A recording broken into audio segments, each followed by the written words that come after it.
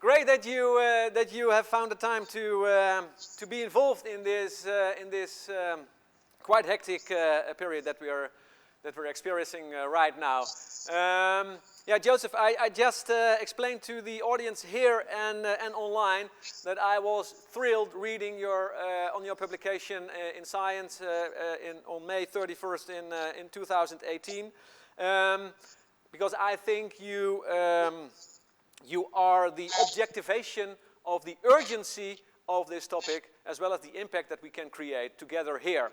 So I'm very curious to hear you give your view on food of the future.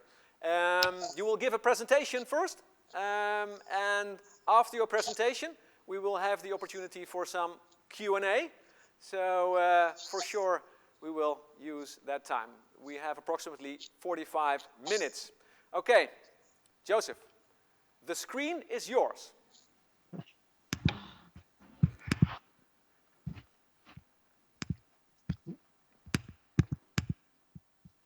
Yeah, so thank you very much for having me here to present to you guys today.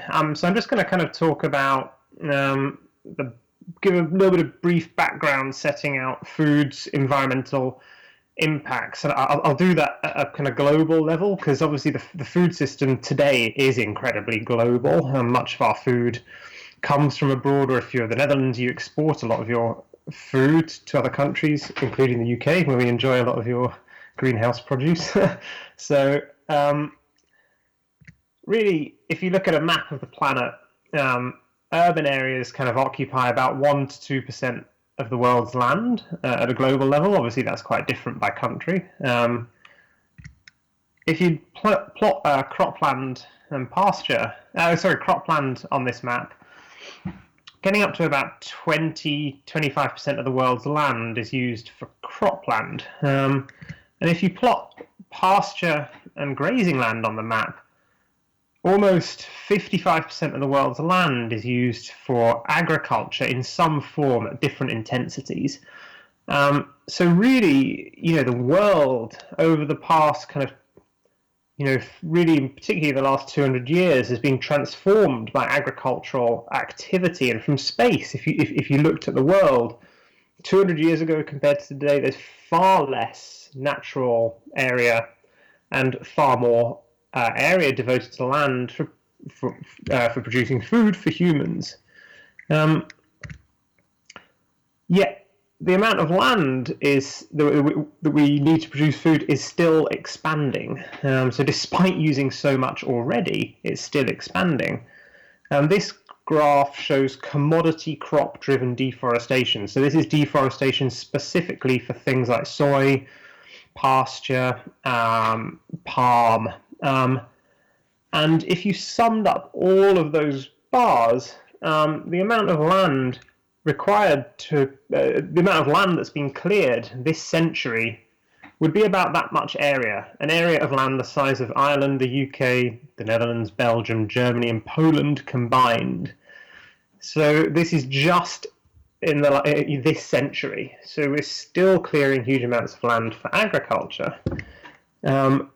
And the consequence of that has been dramatic biodiversity loss. In the background are just 4 species threatened with extinction. But the IUCN, the International Union for the Conservation of Nature, currently estimates of the species they've measured, so that's a very small number of species are actually known and have been monitored for their conservation threat. Of them, 13,000 are threatened with extinction because of agriculture. Climate change, as we know, has moved from forecasts in models to lived reality for many people. And food is a major contributor, and agriculture is a major contributor to greenhouse gas emissions. At a global level, about 1/4 of greenhouse gas emissions relate to the food sector, about 31% relate to food, plus stuff like biofuels, textiles, and kind of non-food agriculture. So food is an important contributor to greenhouse gas emissions. Agriculture is also an important solution to greenhouse gas emissions, as I'll talk about later, because if we didn't need to farm so much land, we could use it in other ways. For example, for biofuels, to create relatively clean fuel or energy, or we could let it go back to nature and create more wildlife. And in the process, that would take, as natural ecosystems regenerate, that would take carbon dioxide out of the atmosphere.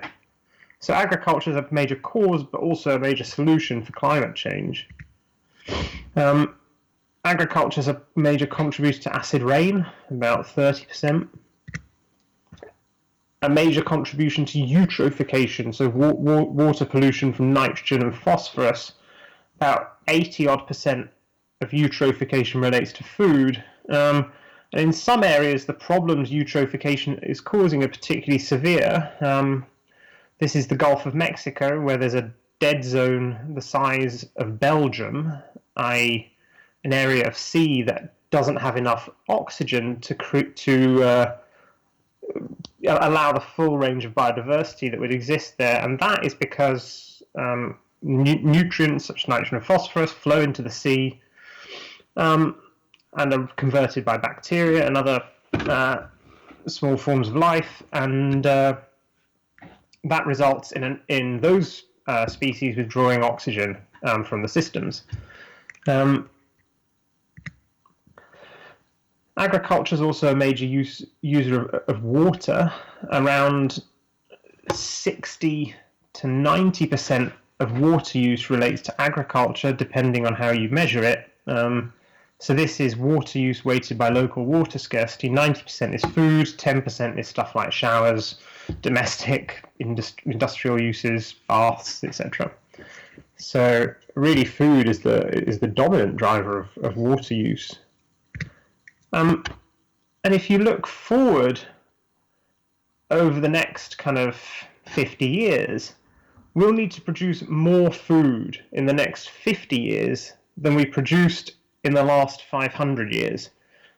And a large amount of that increase in demand for food is meat and dairy.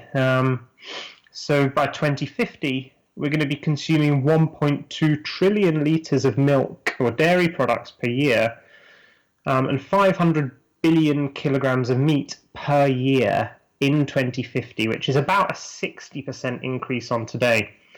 So really just to sum,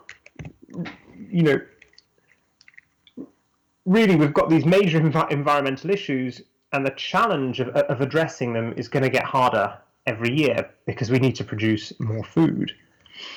Another key challenge in agriculture is that to address these environmental solutions in the face of growing demand, we've got a system that's virtually unlike any other. So in agriculture, you've got 570 million farms, 2 million crop varieties in seed vaults, and food basically produced in every climate and soil. Compare that to, say, cars. 430 brands, 14 companies own 54 of the largest brands. So the mitigation challenge, the challenge to reduce the environmental impacts of food, is radically different to the sectors that we are used to, or that we work with in other areas. So just to summarize what I've said so far, agriculture sits at the heart of almost all of our environmental problems. Achieving sustainability will become harder given growing demand, and any solutions must be effective over millions of very diverse, very different producers.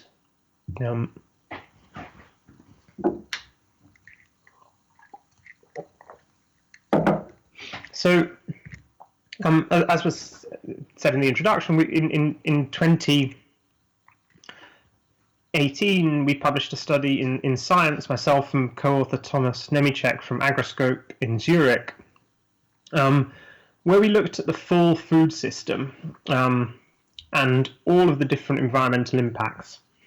So we defined a system boundary for the food system that covered deforestation, the production of food on farm and all the impacts that causes, the land use that causes, the emissions it creates. including all the inputs that are purchased into the food system, like pesticide, fertilizer. We looked at the emissions of cows and other farmed animals. We looked at the impacts of farming fish, and specifically developed a new model for estimating the methane emissions from fish ponds, and found that in some situations, methane that was created by fish excreta at the bottom of ponds could create more methane than cows per kilogram of product, per kilogram of live weight. We looked at transport between all the stages. We looked at food processing, food packaging, and food retail. And we did this based on farms. So this is a map of all the farm data that went into our study. We looked at farms from around the world.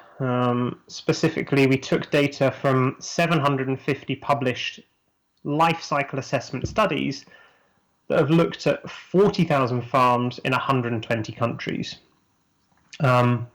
We still had some data issues in Africa and in Russia and northern and other parts of Asia.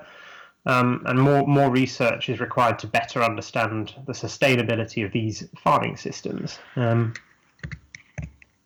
So we did all of this work across we looked at the environmental impacts of different farms across 5 environmental impact indicators: land use, biodiversity impact from that land use, greenhouse gas emissions, acidification, water use, 6, and eutrophication.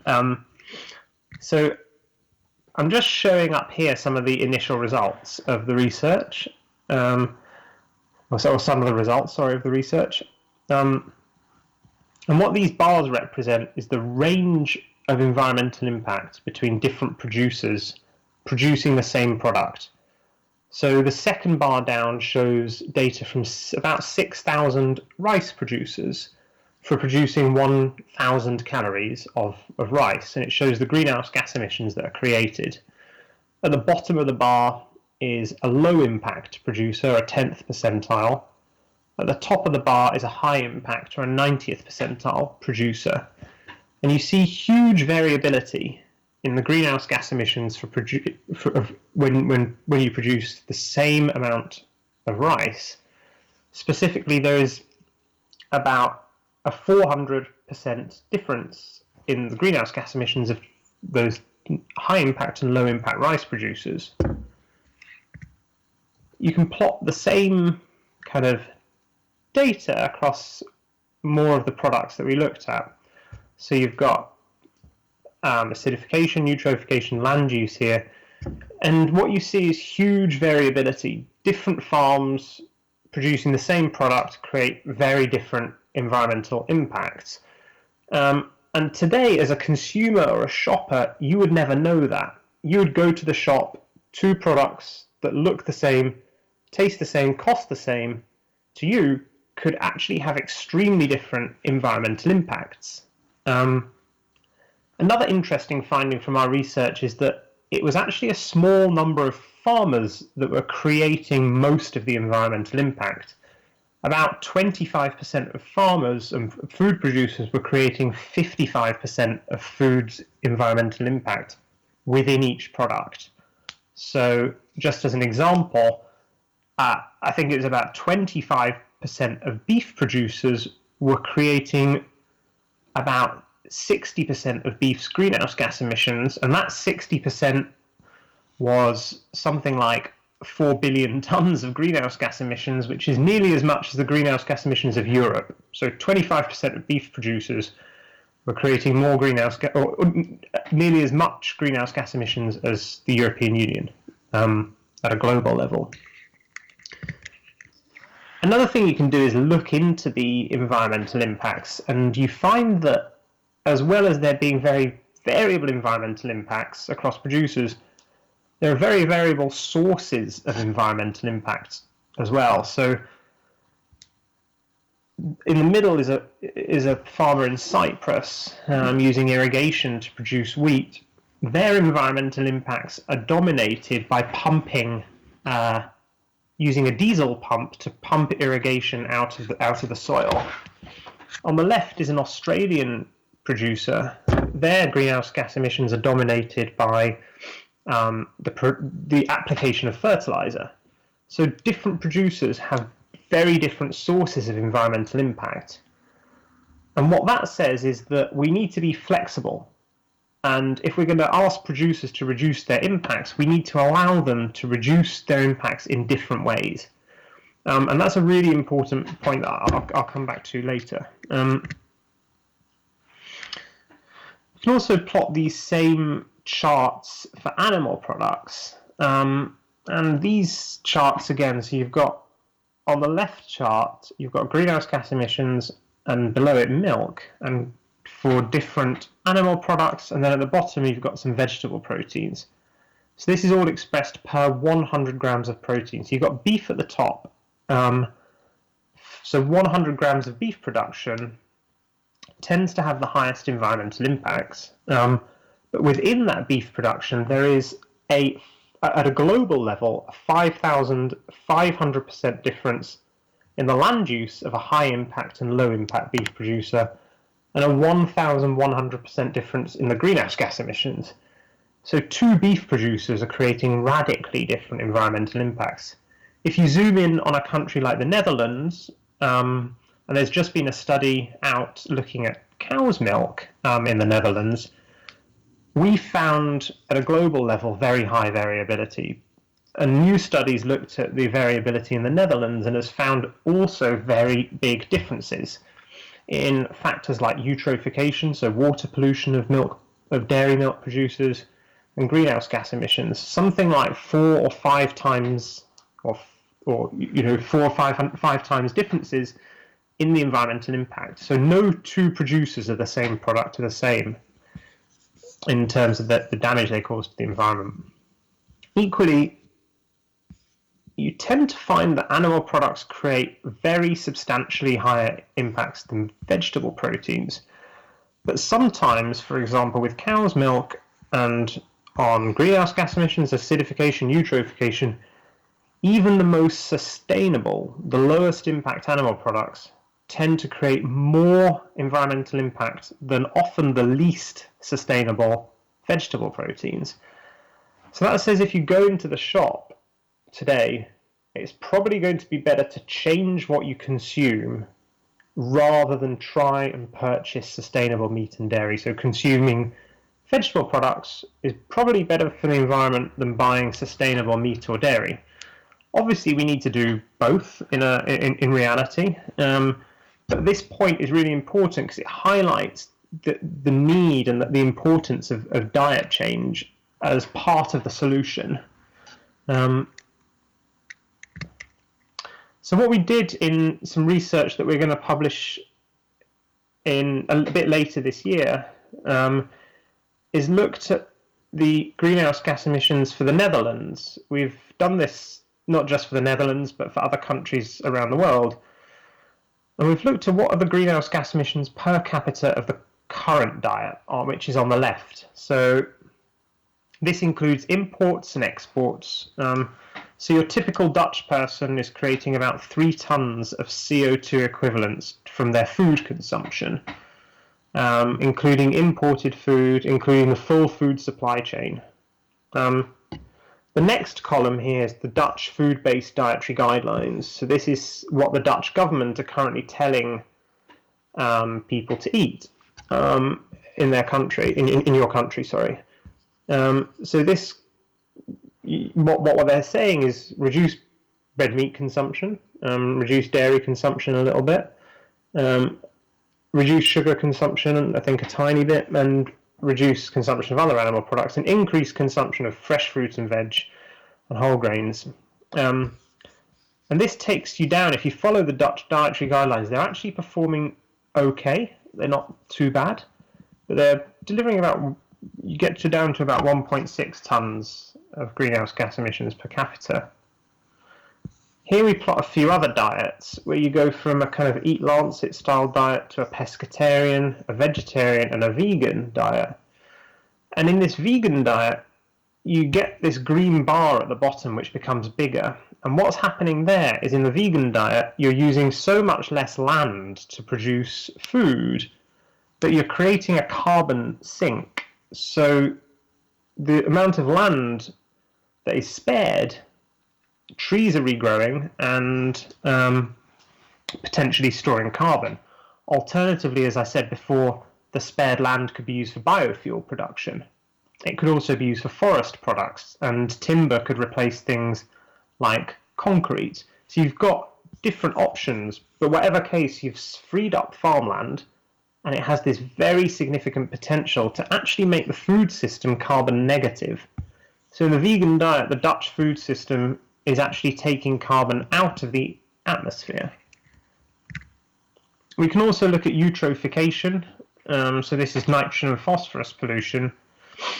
And this is showing grams of phosphorus using a CML2 baseline method. So you've got the current diet on the left with about 10.2 tons.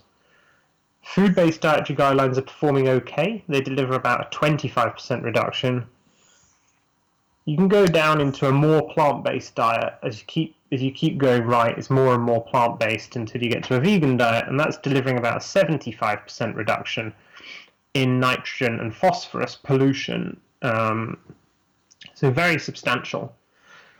Another thing I'm not showing, and it's not really my area of expertise, but all of these alternative diets reduce the risk of mortality as well. And my colleague Marco Springman has shown some of that, and Mike Clark as well, who's referenced here, have shown that in their work. So these are diets that reduce environmental impacts and also improve human health.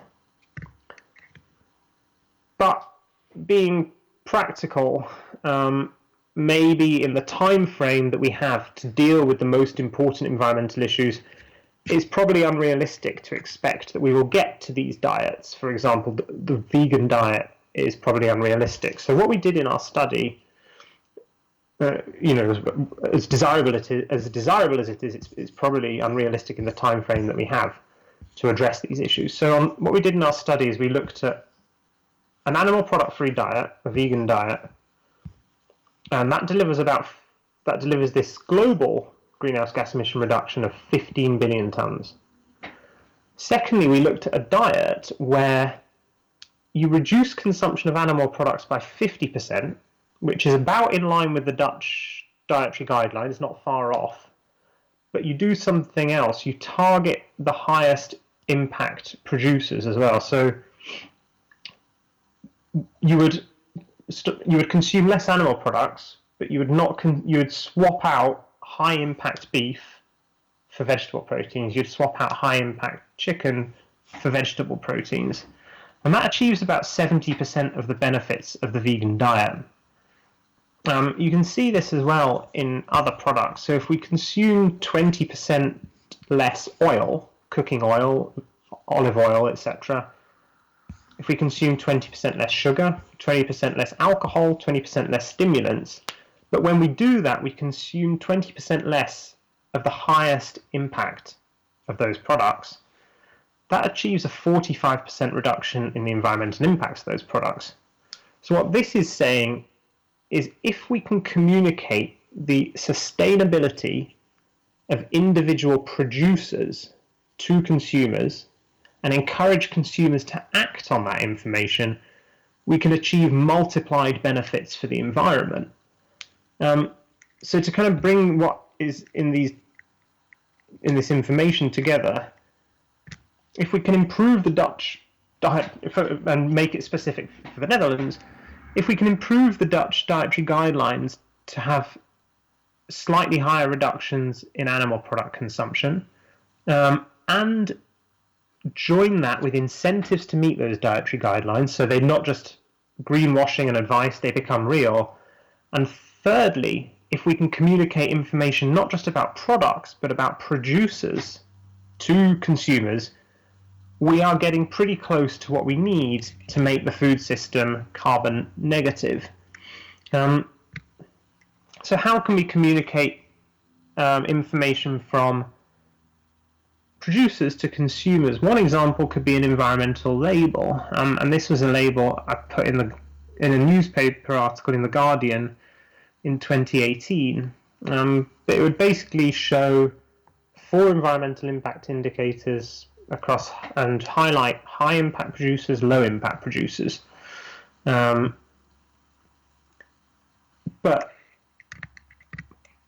here is an example of the label on a pizza. So you could see the label. And what labeling would do is it would not just give the information to consumers to help make better choices and therefore help that scenario I just showed before where we have a 50% reduction or a 20% reduction in certain products, but that achieves a much bigger benefit for the environment. So it would encourage consumer behavior change and do it really well. It would also do something else. It would mean that the full food supply chain has got to measure and track their environmental impacts. So if you've got to put a label on your product, the farmer's got to monitor their environmental impacts. The food processor has got to monitor their environmental impacts. And what that would do is create a platform and information in the food system to trigger the changes based on the science. It also creates a platform and information for policymakers such as yourselves. So let's say you wanted to design a better farm subsidy system. Maybe you could link that farm subsidy to the outcomes on the label, which would be tracked. So it creates information for policymakers as well to design better policy. But most importantly, with labeling, we know that it works. So if you look at this is an example from energy labeling in the European Union. In 1992, energy labels were introduced in Europe by the European Union. And you can see that when they were initially introduced across fridges and freezers and household appliances, most household appliances were ranked kind of D, E, F, and G with a little bit there. Now the whole appliance sector is effectively ranked A++ and A++, and it works so well that the European Union keeps adding this extra plus every year. Another way you can look at this is to compare countries that didn't introduce labelling to countries that did.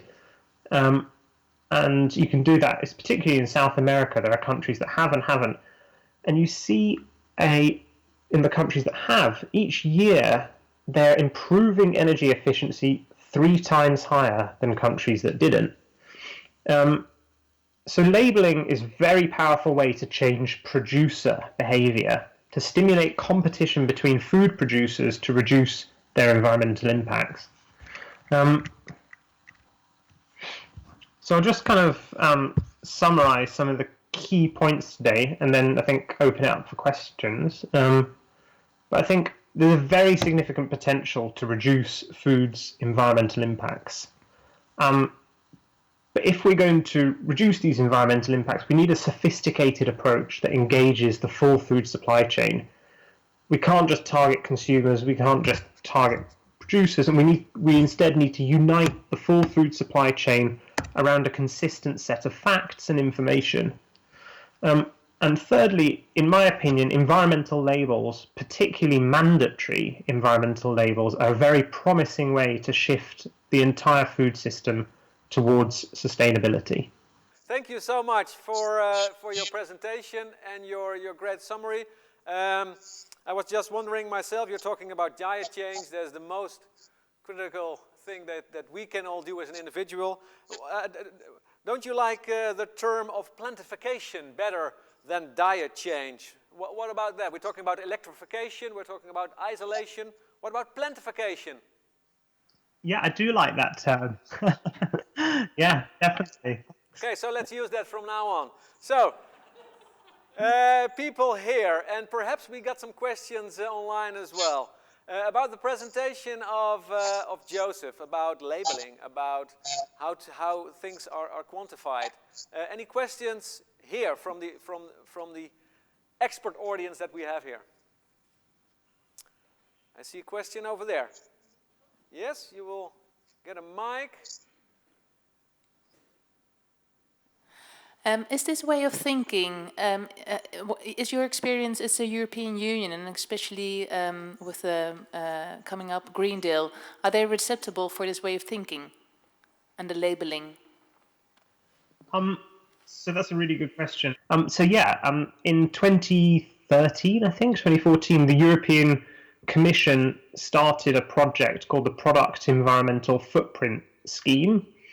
And it had a lot of progress initially. And the idea was to standardize how we measure food's environmental impacts and the environmental impacts of other products, such as across other sectors of the economy. And initially they thought of it as a labeling idea, but they got too much pushback from industry. And initially I was watching the process, I went to some meetings, but the first change that happened is you weren't allowed to compare different protein-rich products to each other. You could only compare European milk to European milk. You could only compare, so you couldn't compare it to other regions, and you couldn't compare milk to, say, soy milk or, say, oat milk. So they stopped the comparison between products, and that was an initial sign that things probably were getting quite heavily influenced by industry. And secondly, the idea of a label got scrapped, and I don't know why that was. So yeah, that's what happened. So my understanding is that while the product environmental footprint is still doing really good work trying to standardize environmental impacts, they've dropped the idea of a label and consumer communication. Thanks. You're talking about a European label, right? So at this moment, on European level, if I understand you right, there's no discussion about introducing a label. Yeah, so what you really need, and what the experimental evidence shows, what you've got in Europe is a European eco-label. That exists already. And what that does is only says if producers are sustainable. The key difference is you also need to say which producers are unsustainable. So if you think about it in colours, you need a green label and a red label, and probably a yellow in between. But today, if you look at the landscape of labelling in food, you've got the eco-label, and it doesn't say if a product is non-eco. You've got fair trade, it doesn't say if a product is unfairly traded. You've got Rainforest Alliance, you don't have rainforest, I don't know, deforestation or whatever. So, and if you look at all the consumer behavior literature, all the producer literature, you need the red label to trigger change in both producers and consumers. What you see is that the red is a very powerful signal to consumers that says avoid, don't consume, or consume less of, or be careful, or something like that. And your green label is very much a go. You know, it says go, this is good for you, this is good for the planet. And today in food, you've got labeling, but it's only everything's green, or it's either green or nothing. So. Okay, yeah, I truly agree with you, and it's not just very inspiring for consumers, but as you have said, rightfully also for producers. So labeling for competition, as you have said, I really like that phrase. Does it answer your question? Yeah? Okay, next question from the experts here. Anybody? Yes. I was wondering, currently in the supply chain there are various initiatives to develop a digital passport for products. And I was wondering whether you heard about initiatives also elaborating on the concept that you're introducing right now. The reason I'm asking is that in supply chain it's quite complicated to specify for specific products that have a combination of ingredients. So how would we do it's really a supply chain question actually. Like how would we do the enforcement for that when it comes to combined products, like a pizza with cheese, not for me, I'm vegan, but with mushrooms, etc. How do we manage that kind of complexity? Are there already initiatives for that? I'm curious. That is a really good question. So this is one company that I've been helping with on this. They're called Mondra.green. I'm also been working a bit with another one that's focused on farmers called the Cool Farm Tool, and been in discussion with another one in America called field to market. So you're right, the challenge is in some products, not all, some products, you've got very complicated supply chains. And one of the benefits is that in the sector that probably matters the most in environmental terms, i.e. meat and dairy, European and law in many countries, America, even China, requires virtually full traceability along the supply chain. So in Europe, you need to know who you sold your cow to, and you need to know where you bought your feed from, and that's mandatory already. So in animal product supply chains, there is good traceability already, but other supply chains, for example, let's take rapeseed oil or wheat, you have millions of farmers producing at a global level and then merging all their products at a stage and then passing them on. I'd say two things to that. I don't necessarily think we can address the perfect supply chain issue, and you'd have to probably proxy for flour, saying here's an average number for flour that would go into the product, and that would probably be okay. And what you'd have to rely on is that farmers are measuring their impact somewhere. So at the farm level and wherever country they're producing it. So you've still got the farmer sustainability tracking and in place, but you just have you lose the break in the supply chain. The other thing I'd say is that we are actually quite good at supply chain tracking, and you can look at organic. We're able to track organic supply chains, fair trade. We know what's fair trade, we know what isn't. So from existing food labeling experience, we can show that we can get some pretty good traceability in commodity crops already. So that's what I'd say, three things. Like animal products where it matters the most, we've got traceability already. We've got some traceability in commodity crops based on existing labelling schemes. And thirdly, we could probably have to proxy and make some rough assumptions where we don't have data. And that would be okay. Okay, thanks for your answer and thanks for the question. Final question from the audience here. Yes, please put on your mic. Yes, I was wondering, sticking to it, you said for certain commodities you would obviously need a proxy. Issue, of course, is that when that commodity is actually the product the consumer buys, how can you differentiate between, let's say, a very sustainable producer and a non-sustainable producer? The gist of your talk was that not only should consumers choose between food products which are more or less sustainable, but also between producers who produce more or less sustainable. And whereas once you start using proxies, that last bit of information is lost. So you'd lose part of the effect. Can you give an indication of how much of the effect you would lose if you start using proxies? Yeah, okay, so that's a really good question. So basically, the whole overriding idea of this is we can today design for the food system we want in the future. And I think the food system we'd want in the future is one where we would reward sustainable farmers for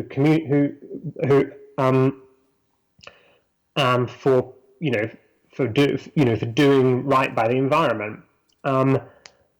And to do that, we would need a more complex supply chain. So while we don't, a more traceable supply chain. So while we don't have that today, if there were incentives in place and that rewarded sustainability, there would probably be an incentive in place to increase transparency and traceability in supply chains.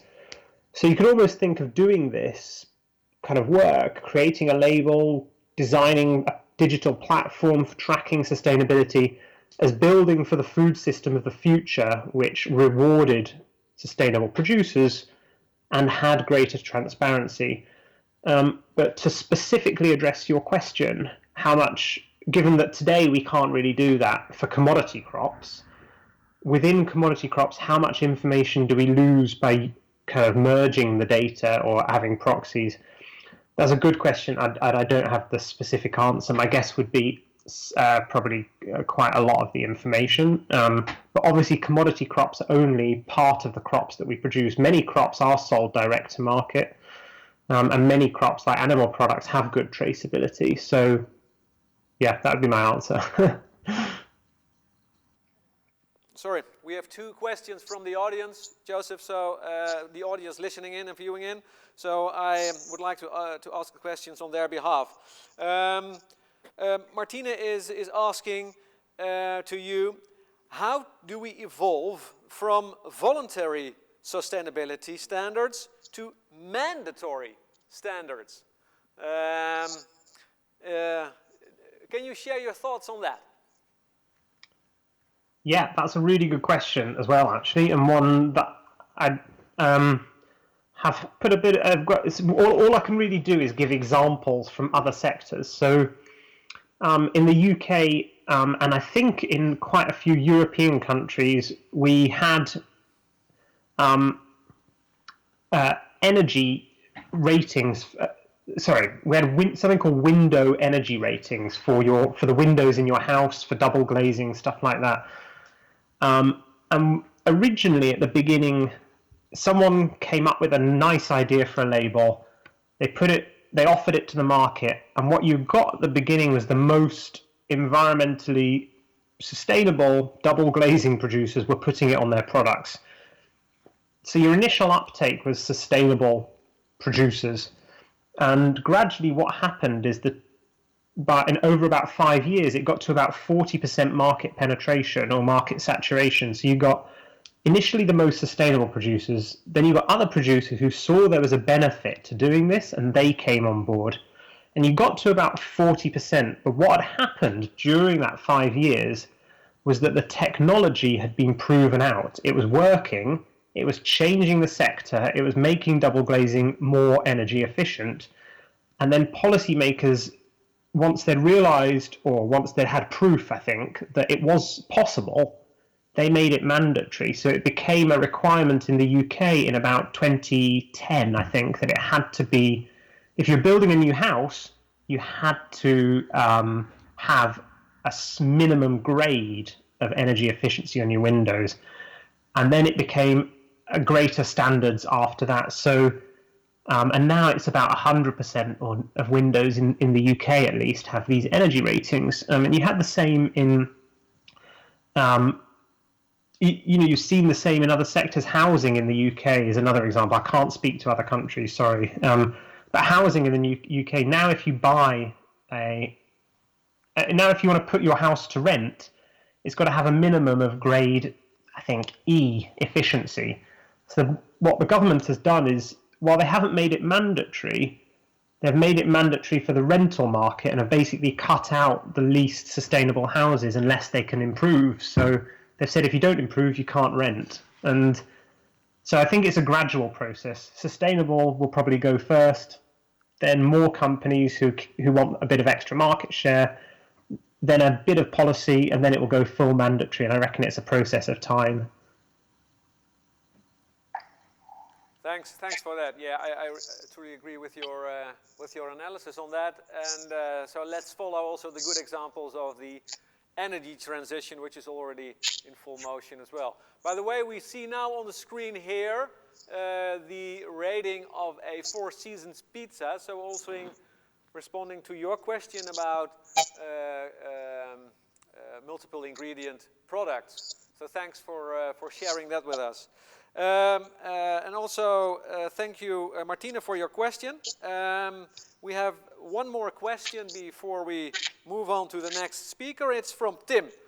And Tim asks you, Joseph, the following question.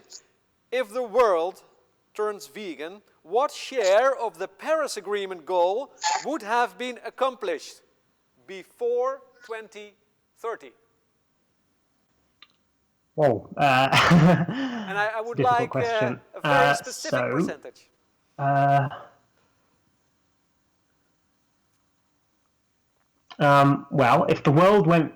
so I have to do this gradually. I have to work it up in my head. So if the world went vegan, we'd see a 28% reduction in global greenhouse gas emissions. from food, and then there'd be a benefit in terms of non-food. So let's call it a 1/3 reduction in greenhouse gas emissions from if everyone went vegan. And we need to be carbon negative by, let's say, 2050, or is it 2080? I can't remember. We've got to be carbon negative after them by some year. But what's happened, so you've got this 30% reduction.